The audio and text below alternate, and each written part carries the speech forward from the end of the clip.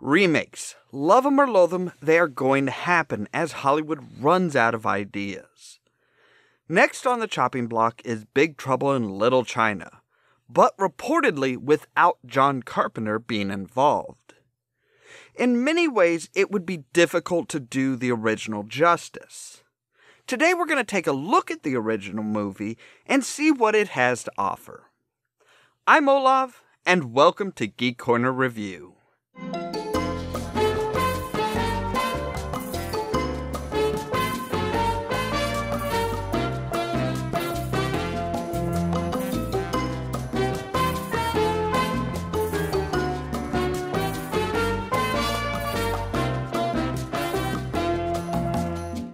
So we start off with a little Chinese man in a lawyer's office. This is Egg Shen, tour bus driver and apparently a sorcerer, and played by Victor Wong. You might recognize him if you're unfortunate enough to have seen the Three Ninjas series. After showing off a bit of his magic to the lawyer, we get to see the now famous Pork Chop Express, and what most people think is the hero of our story. Jack Burton obviously has a big mouth on him and quite an ego. He also has some pretty good driving skills if he's holding a big sandwich in one hand and a CB mic in the other. Not to mention driving through a rainstorm in dark sunglasses. Eventually, he gets to Chinatown and his delivery spot. After picking up a bit more to eat, he sits down for a bit of gambling with the boys.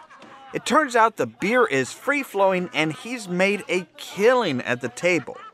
But his friend isn't so happy about his losses.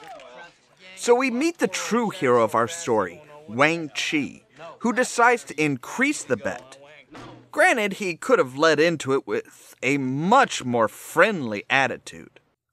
So now he owes Jack $2,269, which he doesn't have, of course, and is referred to in the stupidest way. $1,148 times 2.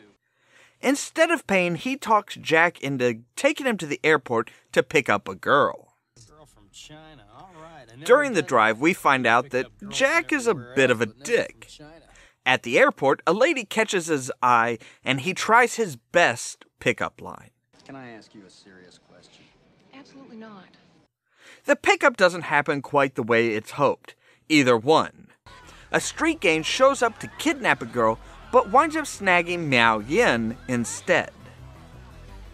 Of course, because 80s action flick, the guys chase after the kidnappers and wind up deep in Chinatown, and coming across a funeral procession that becomes anything but a solemn occasion, as a gang fight breaks out. And did that guy seriously just stab a man in the groin? Also, what's up with the salutes in the middle of the fight? The good guys are winning right up until some otherworldly people enter the fray with some very unusual weapons. Knives. Okay, those are pretty cool. But seriously, these look like metal back scratchers. And just what the hell is that? What even are those? Jack decides he's had enough and goes to run those suckers down. But a semi isn't that difficult to avoid. He also runs into, quite literally, the mystical Lo Pan, played by the quite famous James Hong. Lo Pan has some quite fantastic eyes which can shine a light to temporarily blind a man. After running from Lo Pan, running from the fight, and running from the Lords of Death, Wang and Jack end up back at Wang's restaurant where Jack is having a difficult time with the fact that Chinatown is almost a whole other world. What the hell that means? Waiting for me to drive my truck straight through him with light coming out of his mouth? Wait, by the time Lo Pan had light coming out of his mouth, Jack had already closed his eyes and was blinded. The woman from the airport, Gracie Law, shows up and tells them that Miao Yin is probably at the White Tiger brothel. Being the supposed hero, Jack decides to go undercover to find Miao Yin. He dresses up in what must be a quite familiar outfit for Russell, and he tries to act his dorkiest. It's almost like Dexter Riley all grown up. Needless to say, things don't go well when the three storms show up to steal Miao Yin away. This is a brothel, right? Why isn't there a single naked person? If this were a trauma movie, there'd be at least one pair of breasts jiggling about. Back at Gracie's office, we meet Margot, or Miss Exposition. We find out that Lo Pan is the godfather of Little China and owner of the Wing Kong Exchange. True to just about any Chinese-based movie, they go into the offices disguised as telephone repairmen, which only really worked in the 80s. Thankfully, it works out and they get into the basement. They find the signs of someone being dragged along the floor, manage to open up a secret door, and get into an elevator that doesn't quite take them where they want to go. Instead, it takes them to the hell of the upside-down sinners. As Eddie mentioned before, Chinese have a lot of help. They can't quite die yet, of course, so are taken into a dungeon where Jack is beaten by Nerf balls? You're beating him with Nerf balls! Finally, they get to meet and talk to Lo Pan face to face. Come to find out, Lo Pan has to find a woman with green eyes to marry to become a mortal man again. As of right now, he's limited to a withered old body or an immaterial form.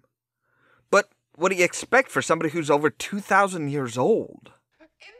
But Eddie, Gracie, and Margot come in to try and help their friends out. Instead of helping, they wind up being gassed and locked up. Thankfully, Jack isn't completely inept and breaks free of his bindings. They jump one of the storms when he brings in Eddie, but then Jack shows that he really is bumbling and almost gets killed in a wheelchair. They wander around and find the girls locked up. Wang and Eddie hold off the guards while Jack frees the ladies. And really, shooting the lock off one door opens all the doors on that one side. That is a horrible design for a jail. As they are escaping, our hero and his sidekick have to fight off a group of guards. Just to really drive home the point that Jack Burton is not the hero, he shoots a few guards, and then has to hunt down his knife while Wang fights off everybody else barehanded. And why does he bring his gun back when he knows for a fact that it's empty? They get to Egg Shen's bus and escape, but without Miao Yin, and losing Gracie as well. How do you not scream and run when something with such a big, hairy arm is standing close enough to grab you? Gathering their forces in the restaurant, Egg Shen reveals that it is his destiny to defeat Lo Pan once and for all. He takes them to his depot, which I think is an old fire station. With all those poles, it's either that or a very poorly decorated strip club. He gets dressed super quick, gathers some magical things to help them, and shows them a pole leading to the underworld. Here they run into a mystical beast that Egg seals away. And why does nobody ever answer the real questions that Jack has? And what is up with adding the whooshing sounds to the flashlight? It's a really weird touch. As they traverse the tunnels to Lo Pan's stronghold, Lo Pan is busy testing both ladies and deciding that they both fit the bill, so he'll marry them both. And is it just me, or does Egg Shen have a really weird way of breaking news to people? And now for some more bad news. Ready? Lo Pan not only has to marry a woman with green eyes, but actually has to kill her as well. So our group of heroes gets boozed up, goes up to confront the evil spirit and his minions. And in case you thought Jack was somehow our hero, he manages to prove you wrong by knocking himself out before the fight even starts. Everyone gets to some serious fighting, at least I think it's supposed to be serious. This looks more like a Three Stooges routine. And Jack joins in eventually, just to get himself pinned down again.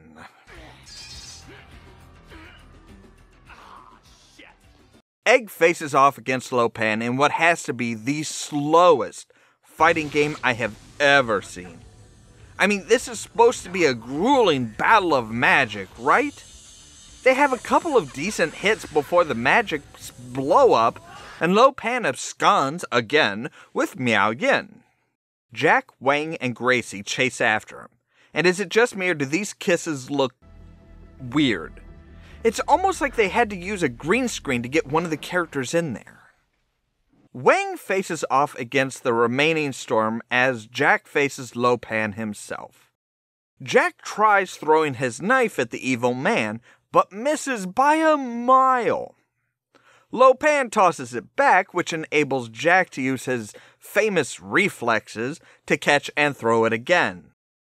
I'm guessing that the remaining storm was secretly in love with Ollamh because he becomes very upset and literally blows up. We end up back at the restaurant with Eddie and Margot now in a relationship, Wang and Miao Yin happy, and Jack getting his money. He offers to sell the truck and settle down with Gracie, but she suggests getting a bigger truck enough for two. Jack shrugs the suggestion off and goes to leave, with Margot asking if he's at least gonna kiss her goodbye, which he doesn't. Jack is back to yakking away as the Shag Nasty appears to have hitched a ride on his truck, and the movie ends.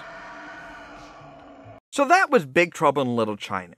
It's actually kind of a tough movie to review. There are so many great lines that are delivered rapidly and smoothly. The action is a bit silly looking based on today's techniques, but the dialogue is just simply amazing. Obviously, Wang Chi is the hero of the story. He is more capable than Jack and winds up with the girl. Meanwhile, Jack is inept, bumbling, and winds up alone at the end of the tale. If you haven't seen the movie, I highly recommend checking it out on Netflix or even picking up your own copy. So here's the real question. Does it need a remake? Kurt Russell has put in his opinion, saying there is no movie too good for a remake if it's done well. I'm not sure that modern movie makers could do the movie justice. The dialogue is smooth and filled to the brim with quotable lines. The action could be improved, but the story is so deeply rooted in the 80s that I don't think it would translate well. Not to mention the $11 million box office versus a $25 million budget. It was not a box office hit. Do they really plan on making a box office hit out of a cult movie remake? That is going to take a lot to pull off. So what do you think? Have you seen the movie, or is it one that you might check out? Do you think that it is due for a remake, or would you prefer, as many have stated, that they look at continuing the story of Jack Burton? Please leave a comment down below, send us a tweet or a post on our Facebook page, and let us know what you think of the film. As always, thank you very much for watching, and stay tuned for more from Ollamh Productions. Cheerio! If you wanna see some crazy and also lazy, then you should meet me and my friends. Well, he doesn't have a whole lot of health left. I just realized that, hey, he's totally got a health bar over there. I think we're about that has a deeper message to it. Just because someone has a different system of belief and looks drastically different does not mean that they are the enemy.